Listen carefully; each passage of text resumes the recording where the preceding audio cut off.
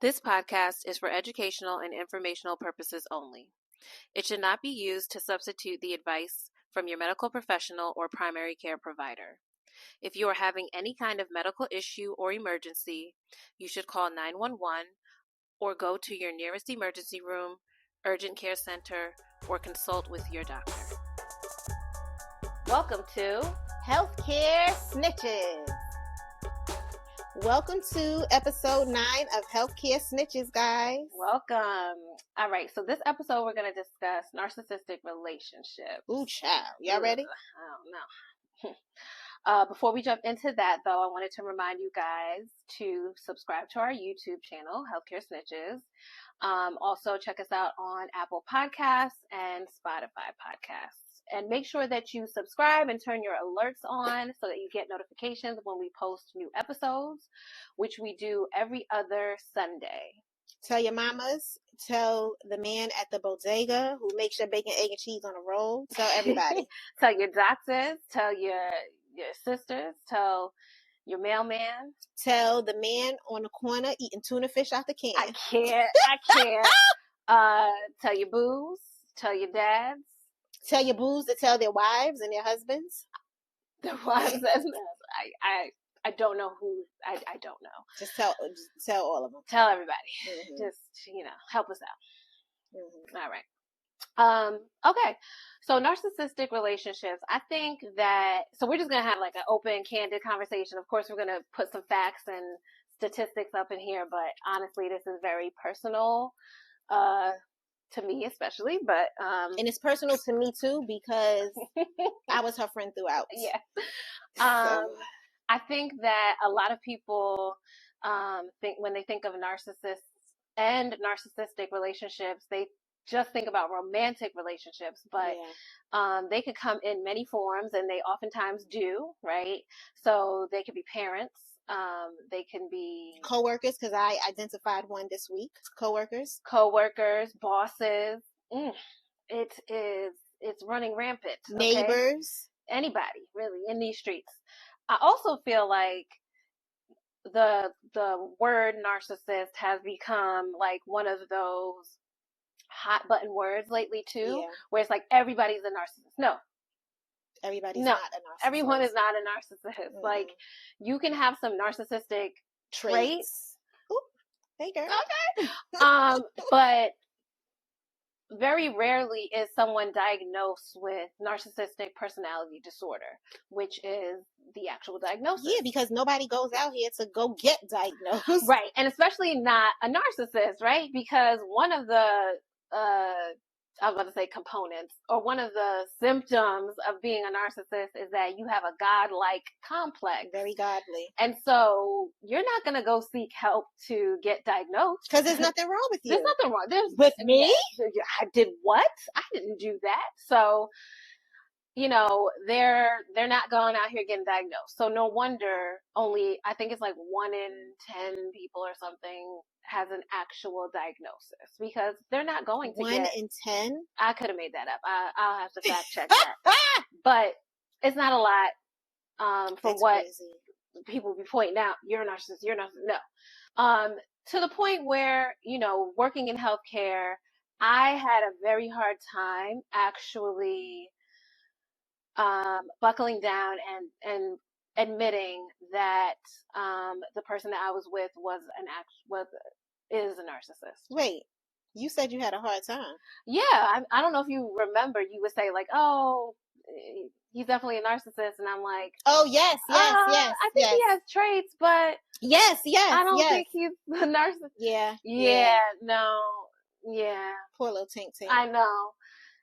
And that's also part of their strategy, right? When you're in the cycle of abuse that victims oftentimes find themselves in with a narcissist, you get trapped into this cycle where you feel like you don't know your head from your feet. You don't know if you're coming or going. You don't know anything really. And so that is really the point of it. Mm-hmm. That's part of the reason why I've now identified why I had such a hard time, like, even verbally stating that this person is a narcissist. But once you came around the mountain, when you came, Yeah. you were around that mountain. Yeah. You were like, okay, yeah, forget the traits. This is head on, straight up. classic. Yeah. Classic. And I also think, and Lord forgive me, because you know people will watch this, and I hope people watch it because I don't want this to happen to anybody else. Part of me felt like this person is not smart enough to. This person is not smart enough to invoke all of these tactics.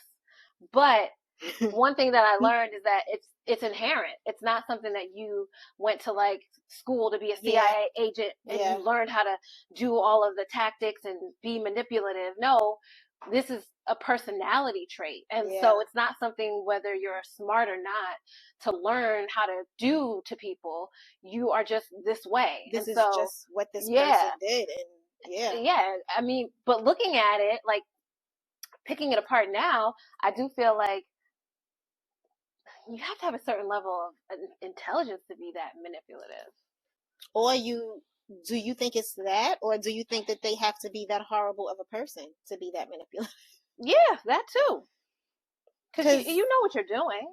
You do know what you're doing. But the way that person used to just gaslight, they make you feel like they're not doing anything. Yeah. So they're not intentionally doing this. Yeah, I mean, have them tell it. They don't know what they're doing, and they'll have you thinking they don't know what they're doing either. So let me ask you, from a relationship standpoint, and also from, let's say, a work standpoint, do you think that these narcissists start off by making you feel all warm and fuzzy? Oh, I want to love you and hug you and squeeze you. Yeah. So that is actually, we can start getting into the ways to tell that you're dealing with a narcissist. So one of the number one ways to tell is love bombing. So that's typically something that, and it can look different depending on the person and their resources and their way of showing love, which is also something I noticed too, because I was like, you are not, but I digress. So love bombing pretty much means like very early on in the relationship, they start out by showering you with affection, with gifts, appreciation. And that's really to draw you, to reel you in, to draw you in so that you feel an attachment to them in some way. Like a connection. Yeah. So let's just say you just met somebody and they are trying to like give you gifts and they want to take you out and they are starting to say I love you pretty early on, which could be a matter of weeks or like even a month or 2 or 3 months. You don't even know me. So that is part of the strategy to get you in. And again, it all sounds like someone is sitting around and maybe some of them are. Maybe some of them are sitting down and like drawing out a plan, like this is how I'm going to do it. I'm going to reel her in. But honestly, I think that most of them don't think of it like that. They just do it, right? So they just start out where they're like, I'll get you to like me before you realize that I'm trash. Okay? Do you think that they prey on people who have been through some stuff or who are vulnerable? Absolutely. So a lot of times, narcissists will prey, especially in a romantic type of relationship, they'll prey on those who could have been recently abused and got out of a relationship. They'll prey on someone who they notice doesn't really support system. They'll prey on someone who they feel like doesn't have like a high self-esteem because they know they can kind of capitalize on that. And some of them, act quite interestingly, will prey on those who are strong, independent women too. Oh, really? Yes, because they will feel like if they can conquer that person, then they've really, really, really mastered and won. Everything is kind of like a game, and they've now won that game. So it can go either way. So anybody can get it. Anybody can get it as long as they're in it. And they're being a narcissist. Wow. This is awful. Ugh, yeah, it's really disgusting. So love bombing is actually one of the signs that you are dealing with a narcissist. So if you are dating and you figure out this person is just like showering me with all these gifts, they don't really know me. Think about it, right? They don't know you, so they're not really doing all of those things because they like you as a person. They're doing all those things for themselves, really. Because you are becoming an investment. Yeah. Is what it is. They want to throw all these things at you, make sure that they, something to sink your teeth into so that you get attached and hooked to them. And then let the games begin, pretty much. But how do you differentiate between someone who is doing that because you are becoming an investment and because they want to like have control over you eventually, or just somebody who tricks on women? I think someone who just tricks on women, as you said, or just like likes to buy gifts or whatever. Maybe they're compensating for something. Yeah, I think they'll leave it at that. Mm-hmm. But I feel like there's always something else around the corner with the narcissist. So it's not just about gifts. It could be I send you these elaborate text messages that say things that seem to be too soon. Like, if you ever feel like this could be anybody, it's not unique to you as a person, because they don't know you as a person. So like a generalized? Kind of like,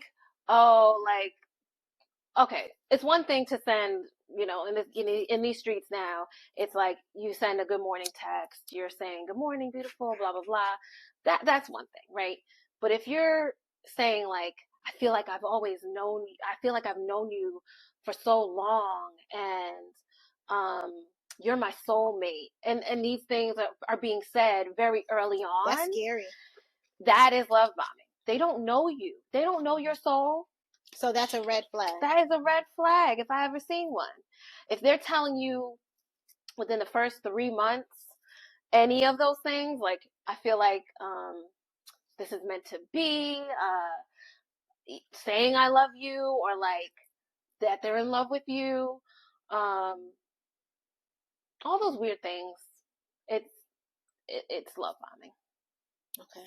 It is. I feel like that's the difference. Because, I mean, I have had guys like buy me stuff, pay for stuff, and in return, I think it's a different feel. Okay. Yeah. Another, so usually the love bombing is what comes first because they want to get you attached, right? Then down the road, once you're attached and you're invested, you can see that they've invested, and because they pick their victims, right? You're pretty much locked in, right? Then all the other things start to kind of creep in, where they can try to isolate you from your family and friends. They want you all to themselves. That is also a telltale sign of a narcissist. They want you all to themselves because they don't want the opinions of other people coming into your ear for you to get any ideas, right? They want to be able to do whatever they want without you getting any ideas about them being in the wrong, or your relationship being something that isn't cool. Yeah. But now, don't these people normally present themselves one way to the person that they're with and then present themselves different to the outside people? They do. So normally, for as long as they can. So there's two types of narcissists that people oftentimes, I think there's maybe more than two, but the two most common are covert and overt. Oh yes, I've heard that. Yeah. So the overt narcissist, you're going to know them. They're going to be the ones that are, you can see the God complex in public.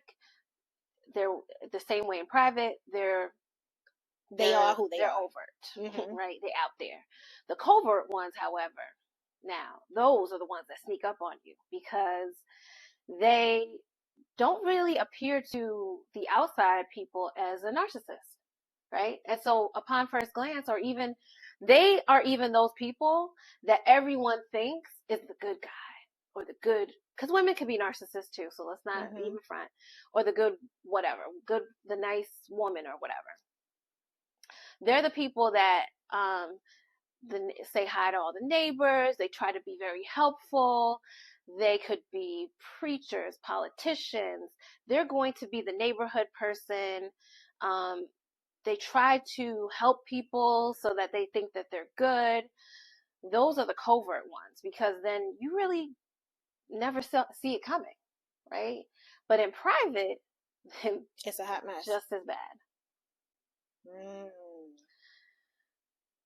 Okay. They are very, I think this goes for both types. They are very concerned about appearances. So how they look to other people. So if you're out, let's just say like with friends or something, and you make them look bad, no, that's not going to be good. Really? Yeah, that's not going to be good. They are very concerned as to how they look to other people. Even if you're calling them out on their crap. Yeah, you can't do that. No, they're not going to like that. Because another telltale sign of that you're dealing with a narcissist is their lack of accountability. Yeah. So and again, these traits can be within anybody. They don't have to be a narcissist to have these traits, but these are the traits of a narcissist, if that makes any sense. And if they have all the traits, they are not. They are right. If it quacks like a duck. What? You know, I mean, walk like a duck, talk like a duck. I can mess up some things. If it do all the things that a duck does, it's a duck. Quack quack. Okay. You're such a mess. So they lack accountability. A lot of people lack accountability though. So that's why I mentioned that because I thought about it. But they really lack it. So much so that there's a whole acronym for the tactic that they use in situations. So that is called DARVO. DARVO. So the letters stand for deny, attack, reverse, victim, offender. Okay? So let's just go through like exactly what that means. So let's just say you bring something to your partner's attention where you say, you know what? I don't really like, I don't know. You hit me one time. And right. You hit me 7 years ago. Right. That one time. And I can't get over it. I'm not over it. I'm hurt. You never said sorry. You never truly apologized. And I know, it hasn't happened again, but it's impacted me. So here we come to the deny part. They'll say, I didn't do that. I didn't put my hands on you. I never did that. Now you as the victim, you know if somebody put their hands on you. Right. Okay. They can say things like flat out denying, saying I never did that, or they can do things like minimize what you've brought to their attention. They can say you're overly sensitive, you're blowing things out of proportion. I just tapped your face. Right. You're overreacting. You're ridiculous, right? Okay. So that's usually how it starts. So that's the denying. Then they go to attacking, right? So once that, and this doesn't always have to happen all at one time. It can happen in stages. This is what will happen. The next stage will be them attacking you. So this is when they start to say, well, let's just say they're done denying it. Well, if you weren't doing this, you would have listened, right? Yeah. Then I wouldn't have done that, and you're a no good person, and that's why I did what I did. And you have mental health issues, and you be doing drugs. I don't know, anything to attack. You need your head checked. Yeah, you need your head checked. Anything to attack you as a person. That is the next step. So we're on A. Then Once they're done with that phase, and again, this can be any time frame, they're going to move that to reverse victim, right? They're going to say, well, you're just bringing this up because you don't like me, and nothing I can ever do is good enough or right. And or you're just painting me out to be right. a bad person, or you're always out to get me. You're always attacking me. You're so critical. So now they are the victim suddenly. I'll right? never be good enough for you, Jasmine. Right. I'll never be good enough. And then finally, O is the offender role. So they've reversed it on you, and now they're the victim, and now they're just saying you're trying to get money, you're jealous of them, anything to deflect the responsibility onto the individual that they abused. So for me, I see this as an Uno reverse. Okay, that's what I call it. Uno reverse? An Uno reverse, honey. Because okay. they're like, I didn't do it. You did it. Mm-hmm. Draw 4. Mm-hmm. They're like, draw them 4. Not only did I not do it, but how dare you bring it up that I did it? And I'm actually the wronged party in this situation. I'm hurt. Right. And you can't tell me about nothing because you ain't nothing but a crackhead. You ain't nothing but a crackhead on the corner eating tuna fish out of can. Right. So now suddenly they're the victim, and you could potentially be comforting them. You feel crazy though. Right. And now you feel crazy because you were bringing this to their attention, causing all this drama, because you felt a way about what they actually did, and now you're confused and questioning yourself as to how the situation even really took place. So this is also a form of gaslighting, right? Which is another term that people have thrown around, and they're thrown on a lot. But that's a form of gaslighting, and it makes you seriously question yourself. It makes you question your thought process, your decision making. Do you question your worth? Makes you question your worth. You are a very smart, intelligent person. I will say you are a smart girl. Mm-hmm. Will you agree that you have fell for some of this stuff before? Absolutely. So it doesn't matter how smart you are, guys. No, as that whole who the F did I marry series could show. I don't know what her education was, Risa Tisa, but it doesn't matter. It's what I'm saying, because it is psychological, it is mental, it's emotional abuse.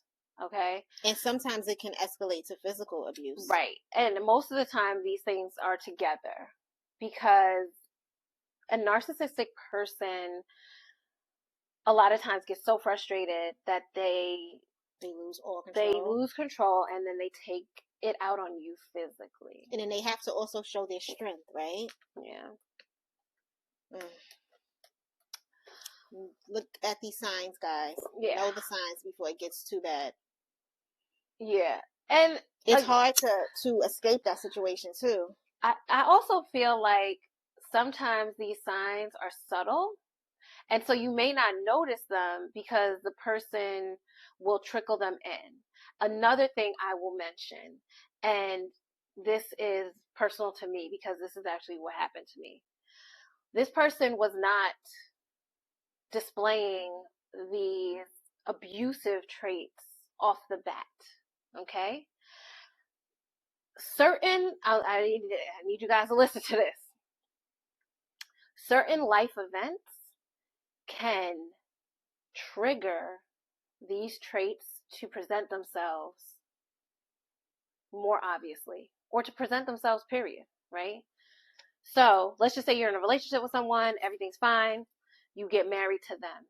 Now they feel like you're mine now. Like they own you. They own you. The abuse could start then, because now they feel like they own you. And don't get pregnant, because you gotta do what they say. The next milestone could be getting pregnant. That can also be a time where the narcissistic abuse, or the abuse period, starts. Because now they feel like not only, okay, let's just say you did go in the order of getting married and then getting pregnant. Either one, whatever, flip, reverse it, do whatever you want. But if you get pregnant, now they feel even more so that they own not only you, but the baby, because it is partially theirs. And they're godly, so you're gonna do what you gotta do for this baby. Right. You're gonna eat what I tell you to eat. You're gonna eat when I tell you to eat. You're gonna do what I tell you to do when I say do it. Yeah, you're gonna give birth the way I tell you to give birth. You will only have the type of doctor I tell you to have. Right, yes. You will you will care for them postpartumly the way that I tell you to, even though this is not my body, it's your body.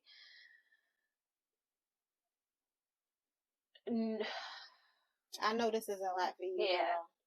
Y'all be patient with Jasmine, because this is a lot, and she is putting it all on the table. You actually reminded me of some things I forgot about until now we're talking about it. But these are all signs, right? And they're signs of controlling people too. Because, I mean, essentially what it boils down to for these narcissists is that they want the control. They want to control you.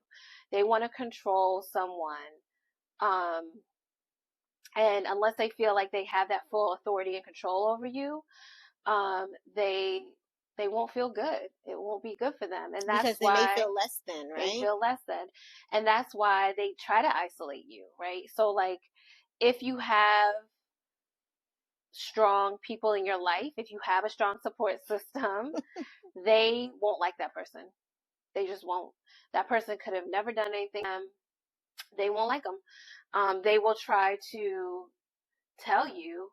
And I have read so many books about this. I have lived it. I have witnessed it from other people, countless videos that I've watched, just so many things. They will literally come to you and say, oh, that friend Sally of yours, I don't really think she's your friend. I saw her looking at you a weird type of. They'll try to make something up pretty much to make you feel like this person is not your friend, so that you can get rid of them. Okay? And then if you don't fall for the okie doke, then they just start hating that person. Mm-hmm. Yep. Then they start hating them. They won't want you to go out with them. They won't want you to go out, period, for the most part, because they don't want you getting any ideas. All right? That was our story, guys. Yeah.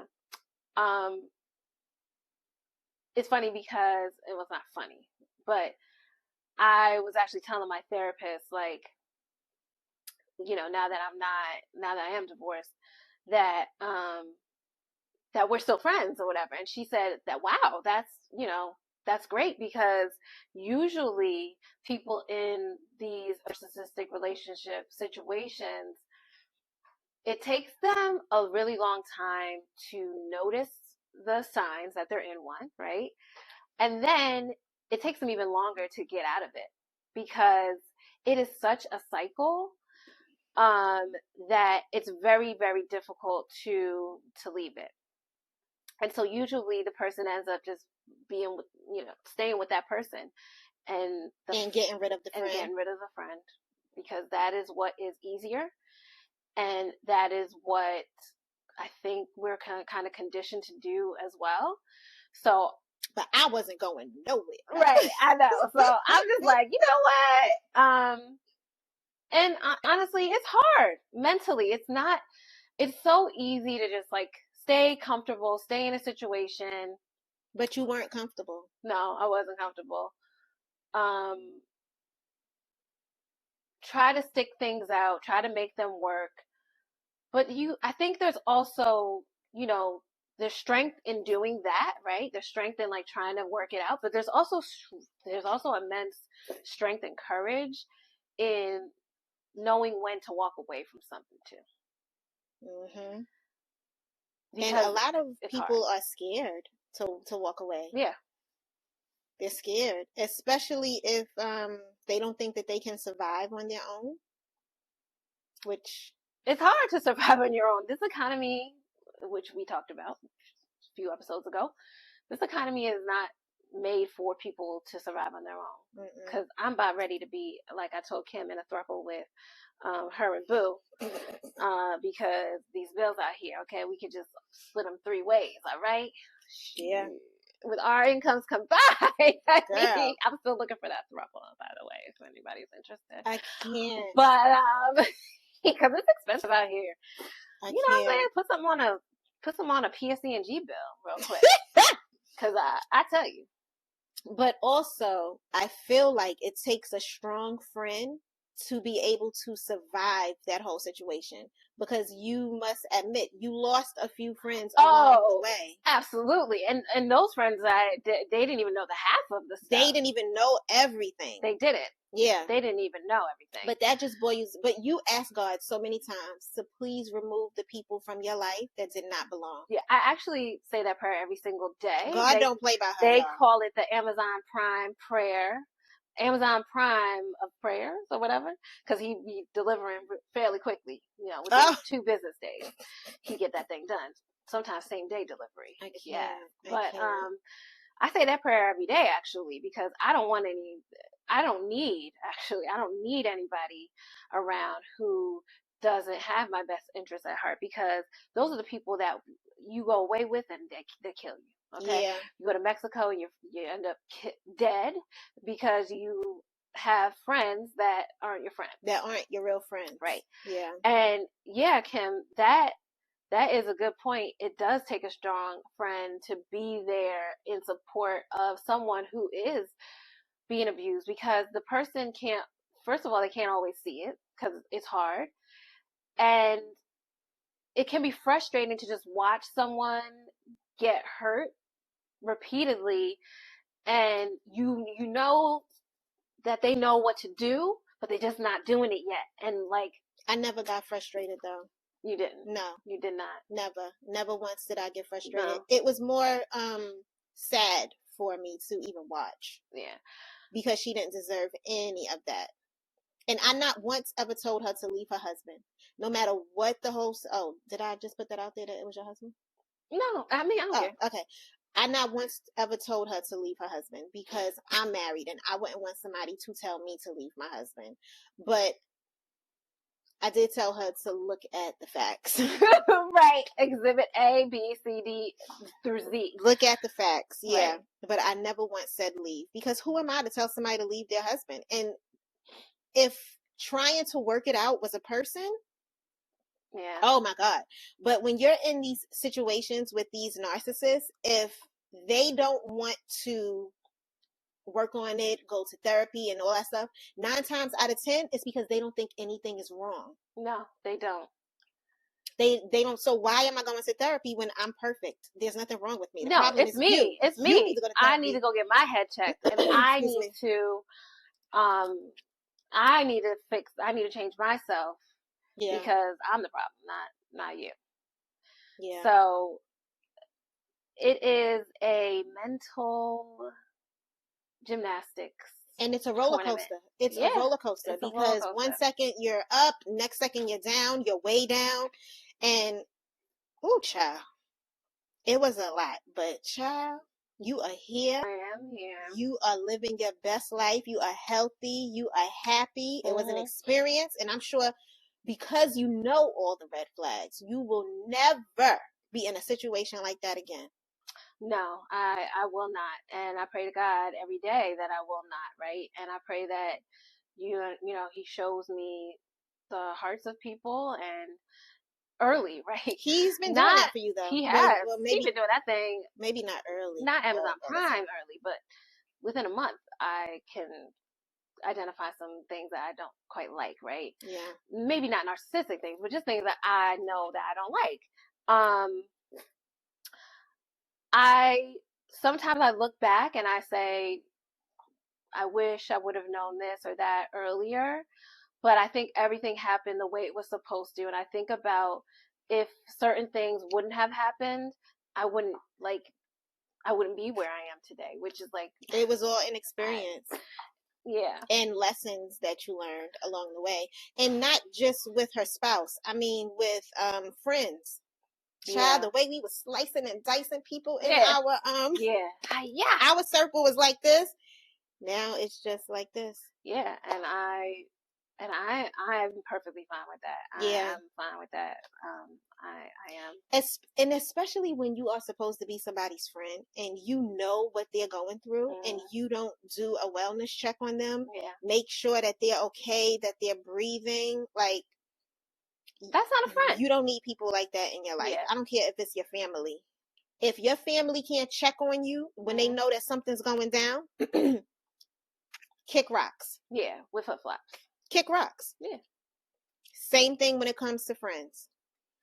But yeah, God really came through. He sliced and diced all them people out, and I'm fine with that. Because through it all, what I really realized is that I'm a good person. I know I am. Anyone that can't give me the bare minimum of a friendship, like be supportive, right? They don't need to be in my life. They just don't. Because I know I'm going to ride out for anybody in my life. Like, I'm going to be there. You need to be picked up from somewhere, I'm going to pick you up. You need some money. If I got it, you got it. You do. You definitely do. And your real friends can attest to that. If you just want to talk, I'm going to talk back. If you just want me to listen, I'm there to listen. If you need somebody to cry with you, she's gonna cry with you. I'll cry with you. If you need somebody to slash some tires, I'll do that too. Yeah. I mean, I haven't really done that in a long time, but I can't come out of retirement. If you slash one tire, you can slash them. Right. We ride at dawn is what I'm saying. Right. Okay. Yeah, Jasmine is a really good person. I have like a good 5 friends on one hand that I can count, and she's definitely one of them. Yeah. She's a good person. And most people who are victims are good people. Yeah, because that's how they find you. They're like, oh, you have a soft spot in there? Let me capitalize on that and exploit it. Yeah. Because I know once the love bombing is done and I get in there, it's going to be hard for you because you're so compassionate and empathetic. And that's why a lot of empaths end up with narcissists. They actually kind of attract each other. It's like, the opposites attract. But yeah, I just want to say publicly thank you to Kim for being such a good friend. I thank God that came into my life. Tell me more. That she came into my life. To be quite honest with you guys, a lot of the things that I thought were normal, and I've told this to my therapist. Yeah. I realized that they weren't through our conversations, where I was just like, I'm not even going to say, but I felt like you was going to say something real retarded. I was, but I'm not going to do it because I put my business out there, but I ain't putting it all out there, y'all. But let's just say some of the things I thought were run of the mill for like a long-term relationship / marriage or whatever. I realized that they weren't normal, and it started opening my eyes, and hence started the isolation, right? The attempt of the isolation. But I wasn't going nowhere. No, she wasn't. And also, I'm right if you want to, sir, but I was gonna be in these streets anyway, and not in these streets. But you were just like doing work stuff, right? Not in these streets in the sense of like doing flagrant things and like things I shouldn't have been doing, but just like I like to talk. I like to ask people questions. People come to me, they tell me their life stories. People that I don't even know. People feel very comfortable telling me things. Going out to eat with your girlfriends once a month. Yeah, going out to eat. I like to travel. So like, though all those things were like kind of like a no. Yeah, so narcissists probably won't want you to travel with your friends. No. Right? Mm-hmm. And before I met you and you were married, did you really go on girls' trips? I never went on one. Okay. The first one I went on was with us. Mm-hmm. Okay, so like so that's like an example of Jasmine seeing like what was normal, because when I met her, I used to go on trips every single year with my girls, but now that I have Corey, I don't. But her husband actually spoke to my husband about it. Yeah. He didn't understand like you let her go on trips without you. Mm-hmm. And my husband explained to him, like, yeah, like, we need that break. It's good for her to get away with her girls. Like, we actually miss each other. Like, yeah, it does make sense. And he just didn't understand. Yeah. He was never 100% comfortable with that. No, he wasn't. Even when he picked us up from the airport. No, he wasn't. He was not comfortable with that at all. No, Because didn't he have an attitude when he picked us up? I think by that time he may have been over it, or I don't even know. Yeah, but he wasn't happy. let's just be glad we got picked up, girl. Yeah. I mean, we could have been in the Uber anyway, but you know. Yeah, that was an experience. But in the end, he hated my guts. I was the worst person on earth. I was the reason for their divorce. Mm-hmm. People out there who know me, you guys know, I would never. No. I would never. But the problem is I was a form of support for her. Right. Not only a form of support, but also a form of enlightenment, right? So like narcissists also hate anybody who will give you knowledge. So even just taking it back to like slavery days, this is why they didn't want us to know how to read. Because they didn't want us to have the knowledge and be enlightened. Because knowledge is power. Yeah. It opens your eyes. You're woke now, right? And so that is like the worst thing that can happen for a narcissist and their victim. They don't want them to be enlightened or awakened to information or anything different outside of the confines of the relationship. They want it to be all about you and them, and for them to be your world.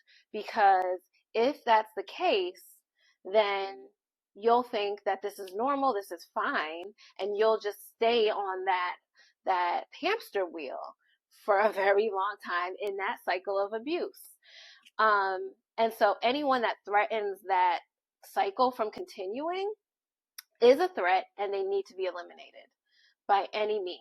And this, that's again, cool. You'll think this person isn't smart enough. This person isn't. Narcissism is not an American thing. It's not a smart thing. These are all thoughts that I had. I'm like, they're not from here. They're not even smart enough. No, it doesn't matter. You don't even have to speak English to be to do these tactics. You don't have to know. It's just something you do because you know you want to manipulate this person. You want to have control over this person.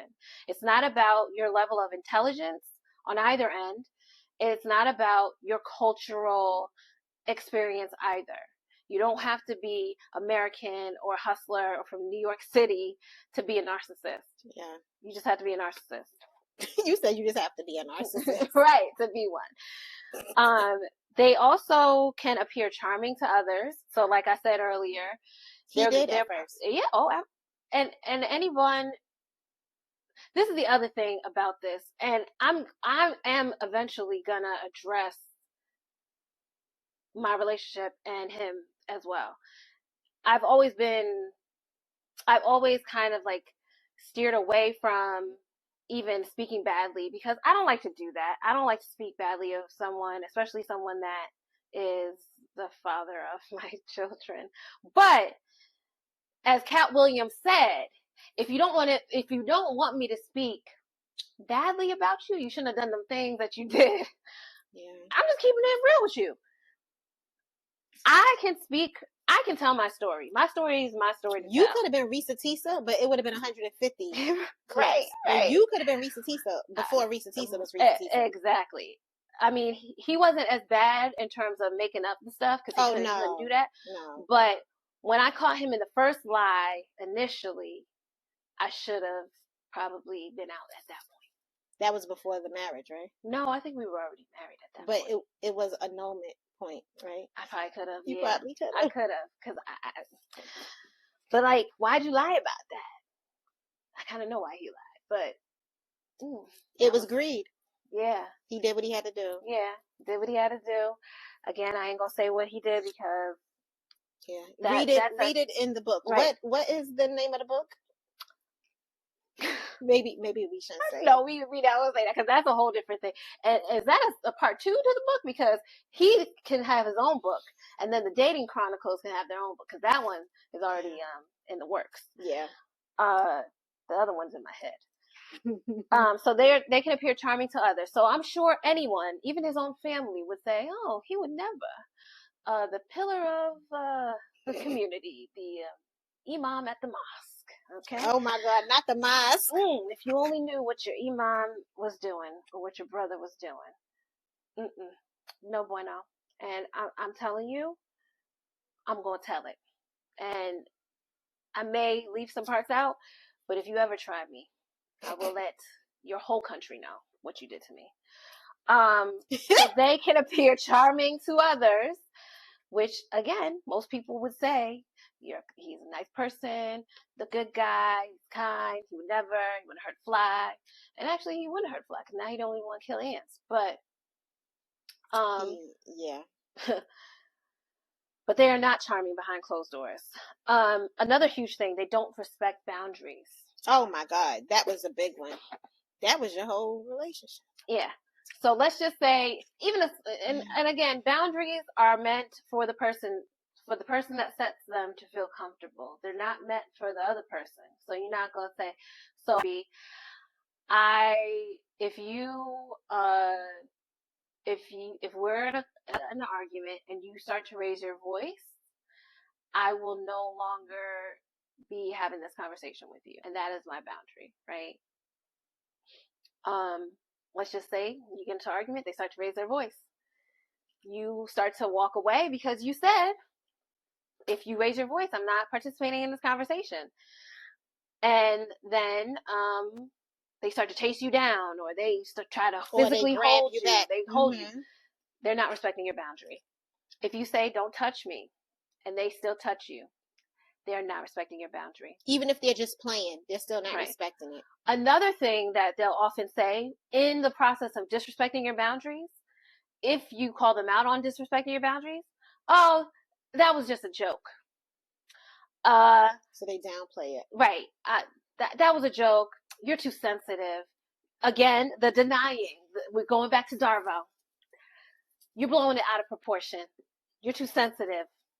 You're ridiculous. Okay? No, I'm calling you out.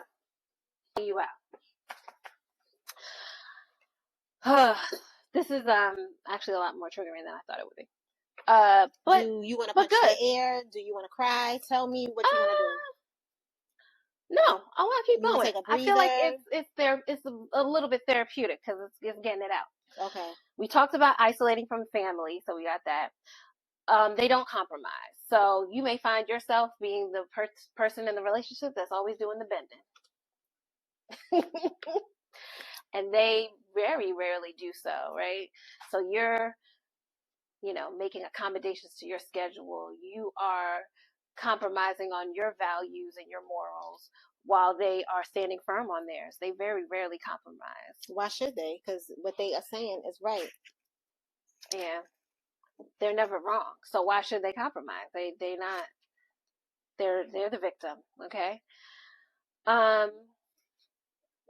They also tend to be emotionally unavailable. So the relationship may seem very surface level, and anytime you try much deeper than the surface, no, it doesn't really happen. It doesn't, because they're about the optics. How it looks, not only to the public, but how it looks to them, too. Concerned with your physical appearance and be highly critical of you. Not only of your physical appearance, but also of you as a person. You might hear them say things like, I don't like how you laugh, or like, why are you wearing that? They may try to tell you, like, don't wear these types of clothes, or just telling you what to do and how to be, because they are critical. They're highly critical. Do they tend to compliment you out of the beginning of the relationship? Mm-mm. So you will really hear like, oh, you look so beautiful. You look so nice going to work. No. Especially if you are looking nice without them and you going out without them. Oh, no. Mm-mm. Who you showing all that out for? What you doing that for? Who are you getting dressed up for? Right. But Must it be can't somebody. just be you wanting to look nice. No. Gotta be for you to be looking good for somebody else. Even if you just want to look good for yourself, you know? God forbid that. Because in that situation, you would probably want to look good so you can feel good because they're so busy tearing you down. Right. They never give you any compliments. Yeah. Another big thing they do is ruin major events for you. All right. So it could be birthdays, special holidays that you enjoy, graduation, promotions,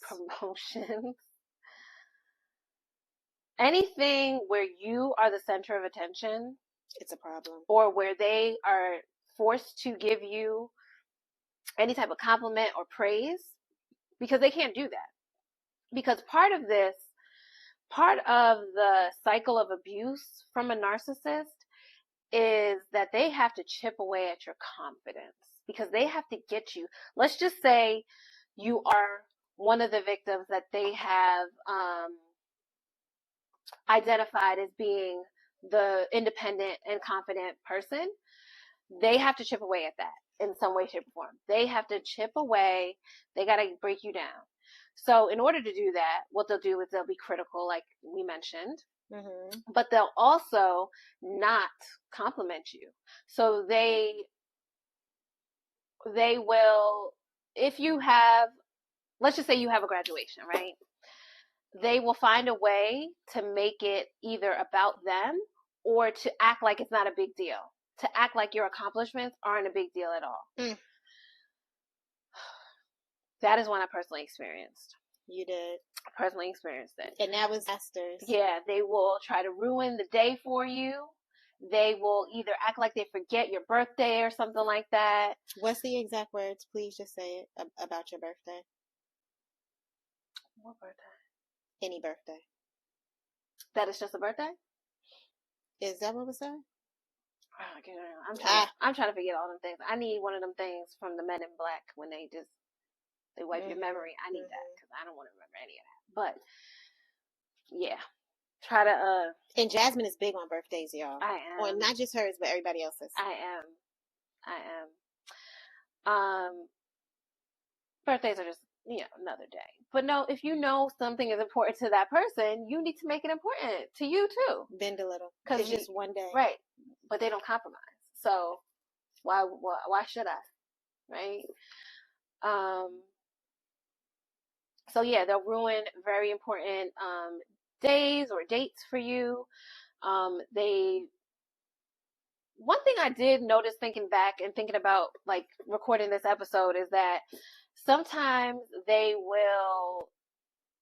a lot of times they'll be there for you when the bad things are happening. Like they'll be a real good form of support, because I guess they feel what do you mean? So like if somebody dies, they'll make sure they're there for you. Yeah. But if it's like a happy occasion or something like to celebrate you as a person, no. They may go out of their way to ruin the day for you. To ruin the day. That is so crazy. Because they want to make sure that whatever bit of joy that you have associated with that day or time is wiped out. They want to blow that candle out for you. And especially if there's other people involved who are celebrating you, right? Yeah. It's awful. So what this does, if you are in this type of relationship, and again, this doesn't have to be romantic. This could also be parental, right? So I know a lot of people that have narcissistic mothers, narcissistic fathers, and those relationships are really, really difficult to not only identify, because sometimes you conflate it with them being your parent, but also they're literally impossible to get out of, because you can't until you're a certain age. So you said that if it's your parent, it's sometimes extra hard. Yeah. So with parents, it's hard because you rely on them, right, for most of your life until you graduate from college or before you go off to college, either one. But you're pretty much dependent on the parent. And so you're going to have to deal with the cycle of abuse. But oftentimes dealing with a narcissistic parent looks just like dealing with a partner, other than they don't love mommy because they've known you since you were a baby. So they don't have the opportunity to do that piece first. But they will do a lot of the Darvo things, especially for those confronted when you are an adult and you try to say, hey mom, when I was a kid, you beat me a lot. Right. You knocked me clean across the room and you made me get on a diet when I was 10. And they're like, I did? I didn't do that. And you're like, yeah, you did. And because of you, I have an eating disorder right now. Right. And because of and you. I'm right. in therapy. And also, what happens a lot of the times, because if you have a narcissistic parent, you're more likely to get into a relationship with a narcissistic partner. Because that's all you know. That is all you know. It feels familiar to you. A lot of people mirror the relationship that they have with whatever caregiver they had. They look for that in a partner. So if that feels good to your nervous system, if that feels good to your soul, that's what you're going to gravitate to. That's awful. And it's like going from one narcissist to another narcissist. That's awful. It's so bad. That's like a lifetime of abuse. It is. It is. That's awful. And sometimes you have to walk away from your parents as well, especially if you have children. The parent, you don't want your kids exposed to that same abuse that you were exposed to growing up or your whole life. You don't, because you don't want them to think that that's normal, and you also don't want them to be hurt, because the effects of narcissistic abuse are real, right? Yeah. It can range from anxiety, depression, having sleep issues, so insomnia, maybe even suicidal thoughts, definitely PTSD from being in that type of relationship. I think one of the things that I didn't necessarily think would be an impact is that you lose the ability to trust yourself. So you like double guess stuff a lot? Yeah. You second guess yourself. Oh, second guess, not double guess. You do that too. Okay. You do all the things. You second guess yourself. You can have a hard time making decisions, right? Because if you've been in, and I think it also depends on like the level and the length of time you've been in this type of relationship, but you find yourself not knowing how to trust yourself. That's awful. And if the events that are taking place in your life are real, and if they are right, and if you can make decisions on your own, right? Because they've gaslit you so much that you don't even trust your own thoughts anymore. You don't trust that you can make good decisions, which is also a piece of it. Because in my mind, for me, and I have actually just come to this realization this year, 2020, that I was blaming myself so much for choosing that person as a partner. I was saying it has to be my fault because I chose them. But the way that they presented themselves, I know, was something that you couldn't refuse. I couldn't. And that is something that you have to rebuild within yourself, and that takes time. So how can you trust others if you can't even trust yourself? You can't. You don't trust nobody. You don't trust me? Right. No. I trust you. I do trust you. I trust, and that's really based on time, to be quite honest, because if I'm honest with myself, any person that I meet at first, it's not like I'm not a court of law. I'm not the United States court system. You are guilty until proven innocent. It's not the other way around. You ain't innocent until proven. What's so crazy is guilty. I used to always say that growing up. Oh, look, I don't even know you. Always. Everyone's guilty for me until proven innocent. And quite honestly, I don't know. Maybe it's my nervous system trying to protect myself because I'm so used to people doing you dirty. People doing me dirty, things being bad. I watch a lot of Dateline. I see how stuff goes down. I watch the news. I live in this world. I'm a woman. Yeah. And so it takes time to build that trust, right? And so that's why noticing the signs early on in these relationships is important, and giving relationships time is important too, because you do have to build that trust. So if somebody is trying to make it seem like they are this trustworthy person and you should trust them right away, that's also a sign, because you shouldn't. Trust is earned, quite honestly. And it takes time. It's time. And so for the people, when I think about it, the people that I'm really close with, I fully trust them in many different ways and on different levels. But that took time. Yeah. And some of the ways that trust is built is through difficult conversations and through adversity, right? So we can't also sit up in here and act like we've never said, hey, I didn't like it when you did this, or I didn't like it when you did that. Oh, no, right? no. Like, we definitely have. That's also a way to tell the strength of a relationship, when you bring to them something that you didn't like, or you didn't like how it made you feel, and to see their reaction to that, right? So like, if you were to bring something to a narcissist, they're going to do the Darvo on you immediately. They're not going to take accountability at all. They're going to deny that they did it. And you're never going to get to a resolution of the situation. If you bring a grievance to a normal person, and might I say a good person, they're going to feel bad for even hurting you, because they care about you. Feel that way. Yeah. That's the normal human reaction. But a narcissist will say something like, "Well, I'm sorry that you feel that way," right. Whereas a normal person would be like, "I'm so sorry that I made you feel that way. Yeah. That wasn't my intention." Yeah. That's gonna be their reaction, and that is the appropriate reaction. Not to deflect or to use it as an opportunity to then bring up something that they have a problem with now. Oh my God. No. Stop. Yeah. Now I say, well, you know what? I didn't like what you just did at the party.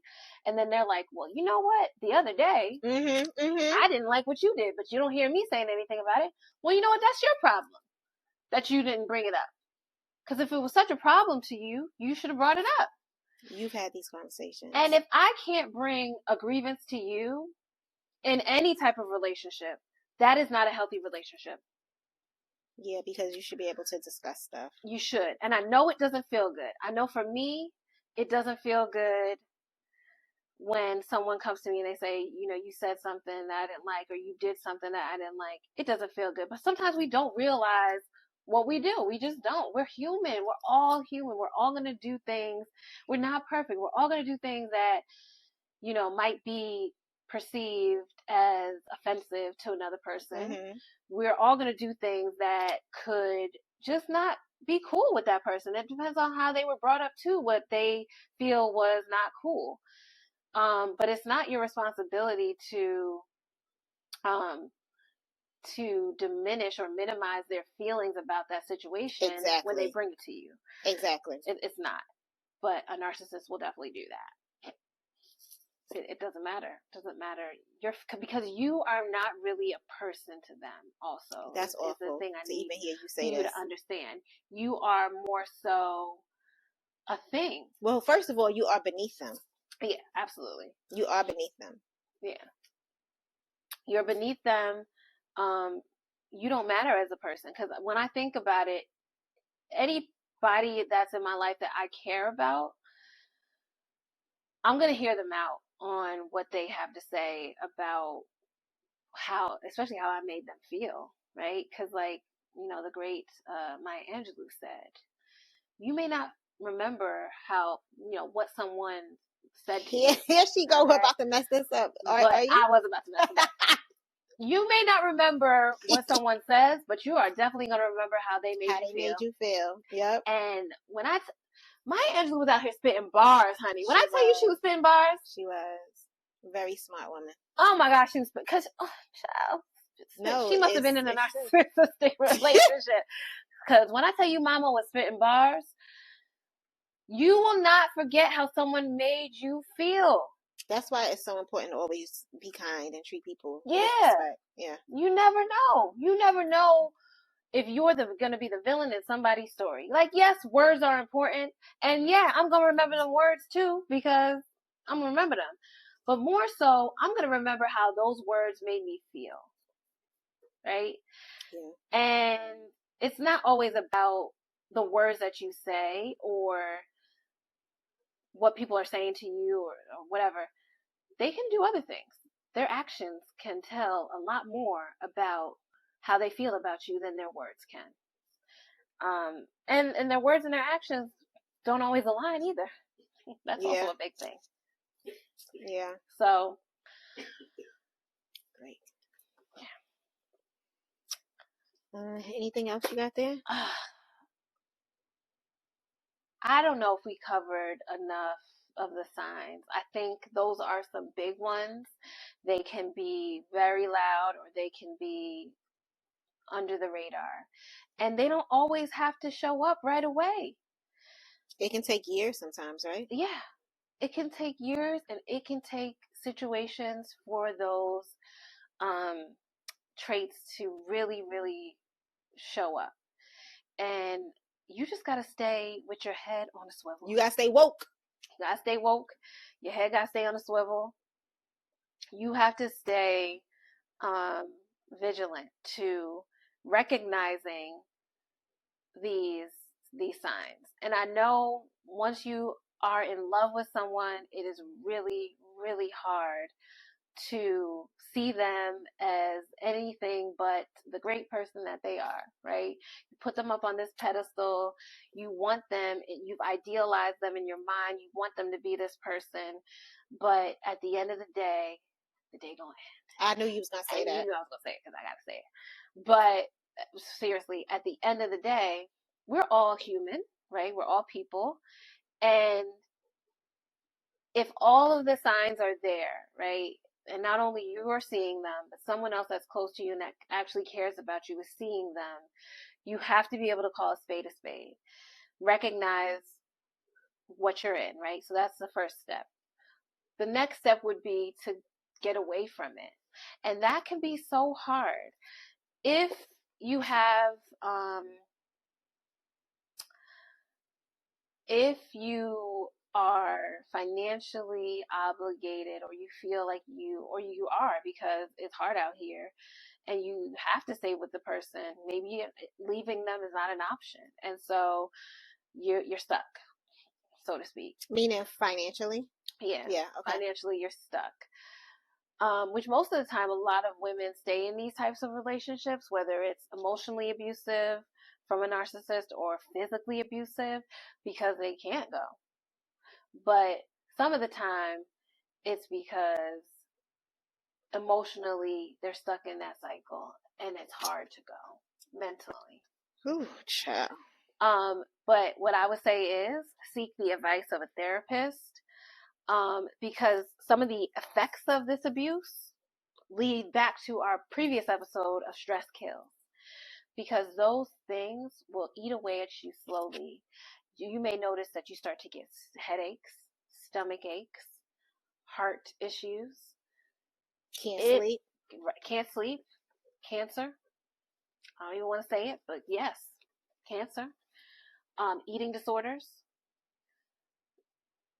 So it's not just about, oh, this person is, doesn't treat me well, they're a narcissist. No, sweetie, they can kill you because you're now so stressed out that you're sick. Do you think a lot of victims make excuses for the narcissist? Oh, absolutely. Especially if they're one of those people that look good to everybody else. You're like, oh, what will everyone think? You don't want to embarrass them. You don't want to embarrass yourself because you're also in the, It's embarrassing. It's embarrassing.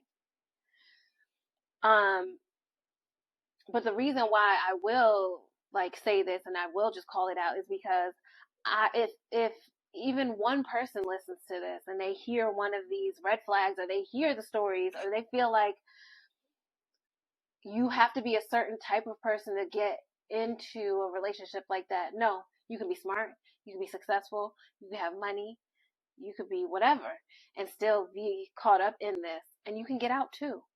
You just have to seek the support of those around you. Even if you just have one person that can support you, please lean on that person. I mean, because that's all I had, really. No, that's not all I had. I take that back. You were the main person. But that was really emotionally. I had to look within and really figure stuff out for myself. Yeah. Mentally, emotionally. I had to think. Not just about what was currently happening, but just like I had to play the long game. I feel like that has been my life for the past like 5 years, has been thinking about the long game. Yeah. Not just thinking about tomorrow. Some days I did have to just think about getting through that day. Actually, most days. But in planning how to get out of my situation, oh honey, I had to do that. And I had to do that the long way. Yeah. It's a marathon. It wasn't a sprint, and I'm still in the marathon. But I'm on a different leg of it, and you just, I would say, seek the advice of a therapist, because more than likely you have something going on, something within you that is even making you stick around for this, stick around for the show. Okay. And before you go on, in some situations, you feel like this is all that you deserve, right? Yeah. And that, especially if you had a narcissistic parent, that's all you know. Yeah. I'm gonna be honest with y'all. That's all I knew. What I was in was normal, because that's what I grew up with. That is what I grew up with, and it just went from one to another. And again, I ain't gonna speak poorly on her, but yeah. And I would venture to say that my dad was actually a narcissist as well, but I wasn't around him enough to have that rub off on me. But he was a classic, textbook narcissist. Absolutely. How does that work with two narcissists being in a relationship? It doesn't. They gotta cancel each other out somehow. So, yeah. As you can see, it didn't work out. Right? Okay. But it I think we underestimate the mind. We underestimate the mind, patterns, and other people. And I always underestimate other people. Yeah. Oh, we underestimate them people. Okay. Yeah. Ain't no fun when the rabbit got the gun. So I'm glad you didn't mess that up. I didn't, because I thought about it in my head beforehand.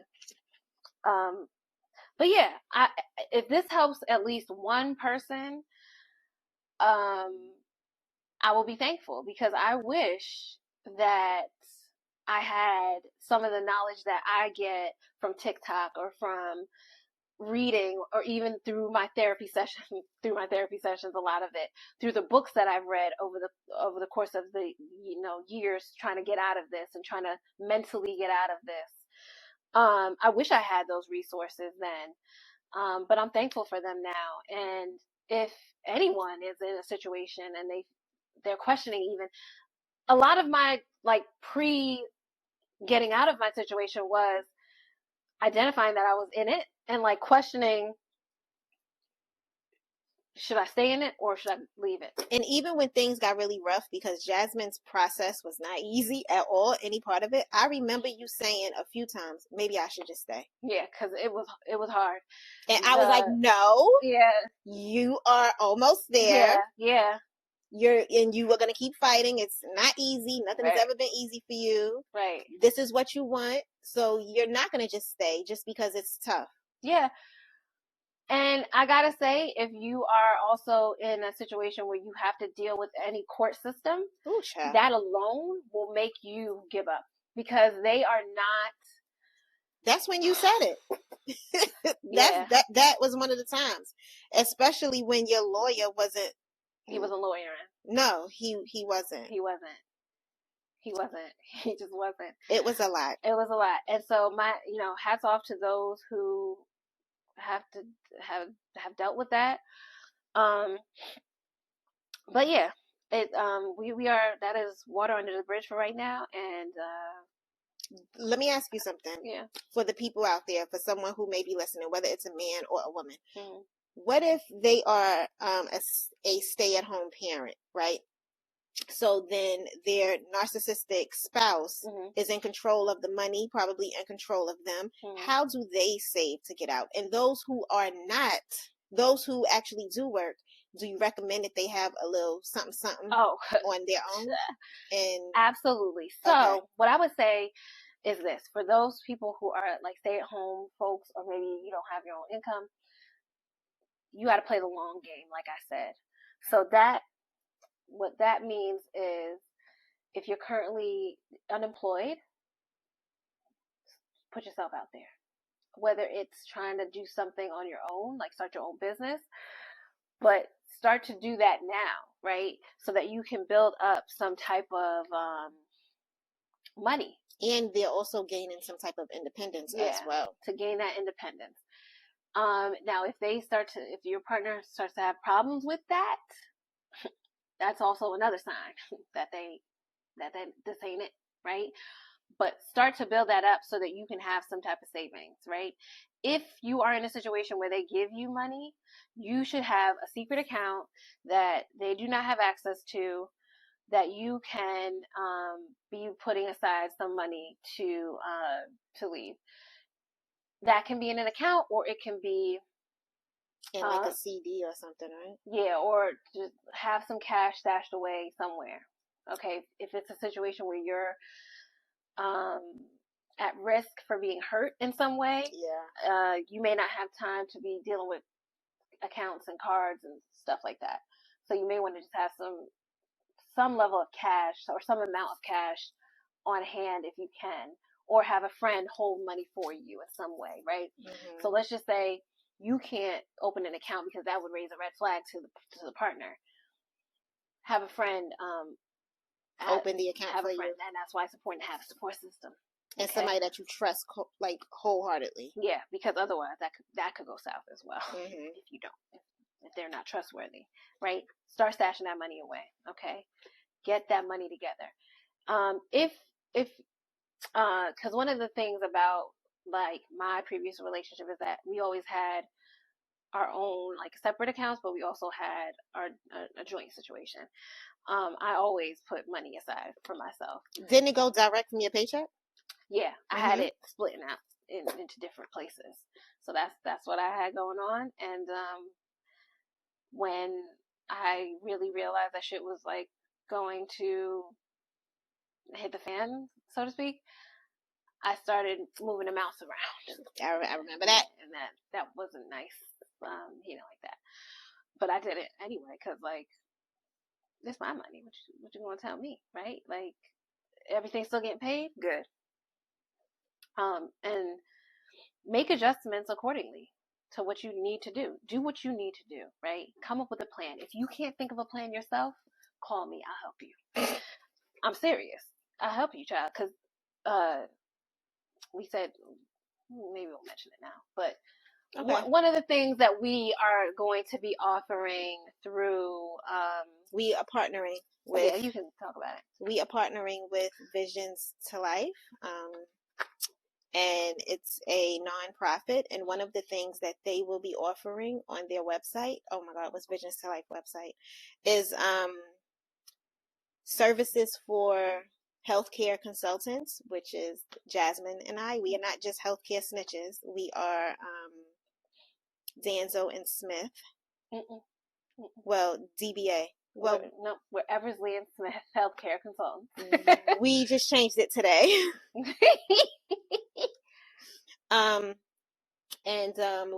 Where was I? I was looking for the email, but what was I saying? We're going to be offering services through Visions to Life, which is a nonprofit, and Kim is just pulling up the website so she can tell you guys where to go to request our services. But one of the services that we're offering under the umbrella of healthcare is divorce support. Mm-hmm. And the reason why we kind of worded it like that is because it is more than, first and foremost, I did my whole divorce myself. The whole thing. Start to finish. The filing, everything. So many times I said, get someone else to do it, but I did it. She put all of the boundaries, since we are using that word. Mm-hmm. She did everything. Yeah. So I would love to be able to support those who cannot afford to handle a process like that with a traditional lawyer, because I couldn't afford that. I mean, I could have, but I wasn't. Okay, I wasn't paying the $5, as Martin said. I'm not paying the $5. Yeah, and it was literally the $5. Yeah, it was literally the $5 just to as see who all was over there. And I was like, you know what? And that was another time where I was just like, you know what? Cheaper to keep her. I'm not just stick around because I'm not paying the $5. But I worked around that thing real quick. I had to pay some things. Like, don't get it twisted. You still have to pay things, because it wasn't at any time, it wasn't. Anytime you file anything with the courts, you have to pay a fee. They're going to charge you to look at or not look at your papers, which is another thing. But the one thing that I wish I had that I didn't, and I just did this through my sheer tenacity and persistence, is someone to tell me, call this person, email this person, go down to this place, or even someone to do that for me. I didn't have that. I did all that myself when I realized stuff wasn't flowing the way it should, which is probably what a lawyer would have done through the phone, but I was my own lawyer. And so once you fired yours. Right. Well, that one I never even had for that part. That was for... Oh, that was for something else. Yeah. Sorry. That was for something completely different. Yeah. But the whole divorce thing, no, it was pro se, honey. Okay? Yeah. Which is... I represent myself. But that's one of the things. And one of the ways I would also like to support is through helping you develop a plan to get out. In the event you're in a situation where you can't quite do the divorce, you can't pull the trigger quite yet, but you want to set yourself up to be able to do that. That is, I think, an overlooked part of the process. It is. That is just... And then, of course, Kim, because she was the support. She was literally the support through it. And I was the paralegal. Yeah. I'm talking reviewing documents. Yeah. Seeing if she missed anything that she should have added in there. Right. I do have a sister who's a lawyer, and I did have her review my document, though, too. Yeah. So just putting that out there. And she reviewed it, and she didn't find anything to be... like any loopholes. Yeah, she just found like one thing where she's like, you should change the wording of this. And so I was like, you know what? Look at God. And this is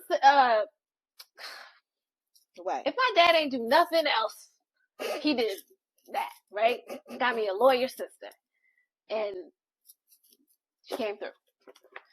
But okay, so the website is Visions, VISIONZ, to life, TOLIFE.net. Okay, so check them out. Yeah, so make sure that you go on to the website, and some of the things that we will be offering as healthcare consultants. Do you remember some of the stuff? Insurance guidance. Yeah. If you guys need some type of guidance with your insurance. Chronic condition management. Yeah. Advocacy is huge. So if you need us to prepare you for a visit with your doctor, a specialist, if you got cancer diagnosis, if you think you have cancer, we will help you through that. What else? Diabetes, CHF. Hypertension. Yeah, hypertension. You said cancer screenings, right? Cancer. I said cancer. I said screening. We can't remember, but if you go onto the if you go to the website and you get to the intake form, it'll let you select from the different offerings. So like the divorce support is there, which is kind of random now that I think about it. Bariatric. Yes, the bariatric surgery guidance. And then also, if you guys need mental health services, which is not us, but you can also choose that. And under mental health services, it was like family therapy, individual therapy. There were like quite a bit of different types of therapy. So this is Visions to Life, V2L. Please check them out. Kim actually went on a retreat not too long ago. I did. It March. Looked very fabulous. I was there living through her. She was sending me videos the whole time upon arrival. And I was like, oh my gosh, I wish I was there. They had like these cute robes with their names on it. It was so fabulous. Was there like slippers and stuff? Yeah, there was a whole bunch of fabulous going welcome on. Bags. First of all, I wanted to go before the thing, but we ain't gonna talk about that. But everybody's room was already selected. So I couldn't go. So I made sure that I was on her shoulder. It was amazing. It was amazing. Bird. We had a chef for 3 different days, for 3 different occasions. We had a pool party. We had a gold and silver dinner. It was just amazing. And the founder is my girlfriend, Ziana. We've been friends since 1993. And she is out here doing some amazing, amazing, amazing things. So check out her website, guys. She's bringing visions to life, honey. She is bringing, she is really changing lives. She is. And she's offering so much assistance to not only women, but just people in general. So just go out there and just check her out. She's doing amazing things. And we're very thankful to be a part of that. Yes. I we've been, through starting this podcast and also, just in our, like we've said in previous episodes, people will call us to be like, I have this health condition. What should I do? Or I have this visit. What should I do? And we've been doing this. We've been doing this for so many years for the people in our lives. We have. Even for people that we don't know. I won't go into detail, but I've definitely helped people that I don't know, that I just, like, maybe I see them at the kids' school, what have you. I'll answer questions for them.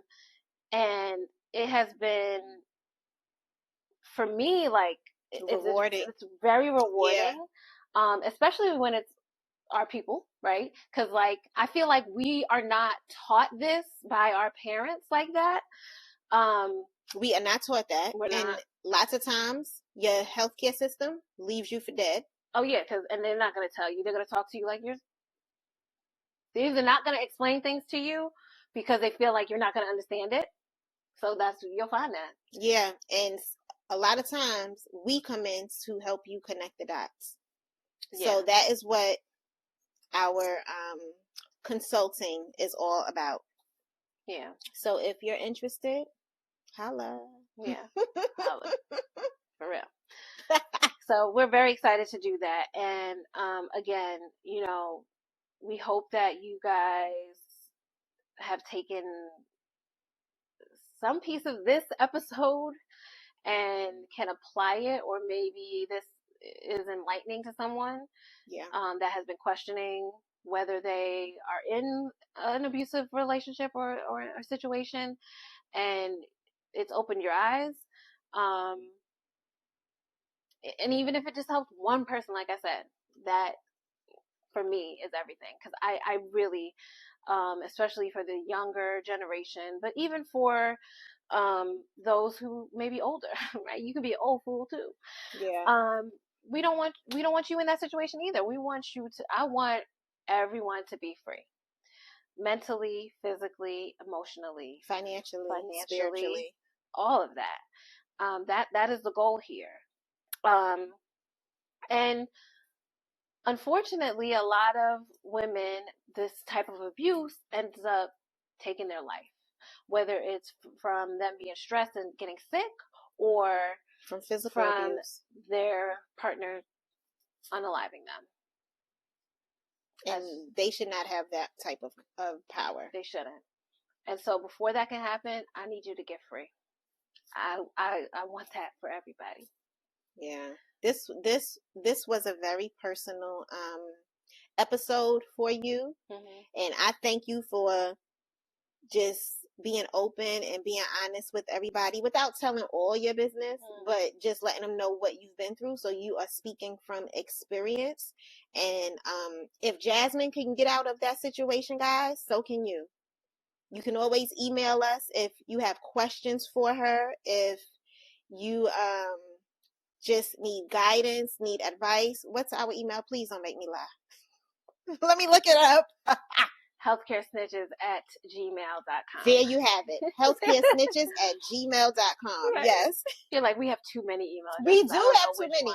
And I tried to create one today for our DBA. Oh, you did? And it kept saying that that there was an error. Okay.